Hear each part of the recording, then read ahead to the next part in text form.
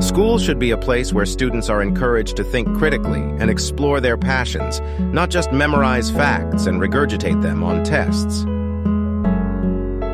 The current education system is outdated and doesn't prepare students for the real world. We need to rethink how we educate our children. Schools should teach students how to fail and learn from their failures, rather than punishing them for making mistakes.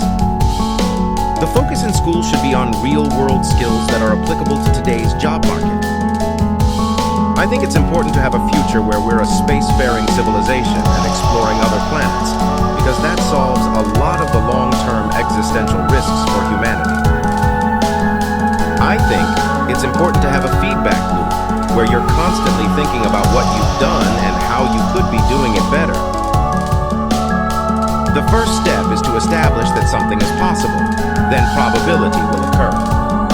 The key to making things affordable is designing and manufacturing them in the simplest, most straightforward way possible. If you're trying to create a company, it's like baking a cake. You have to have all the ingredients in the right proportion. It's very important to have a feedback loop where you're constantly thinking about what you've done and how you could be doing it better. You want to be extra rigorous about making the best possible thing you can. Find everything that's wrong with it and fix it. Seek negative feedback, particularly from friends. I think it's important to have a future that's inspiring and appealing.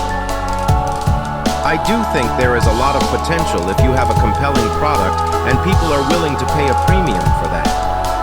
I think that's what Apple has shown. You can buy a much cheaper cell phone or laptop, but Apple's product is so much better than the alternative, and people are willing to pay that premium. You have to be pretty driven to make it happen. Otherwise, you will just make yourself miserable. I think we are at the dawn of a new era in commercial space exploration. It's very important to like the people you work with, otherwise life and your job is going to be quite miserable. It's okay to have your eggs in one basket as long as you control what happens to that basket.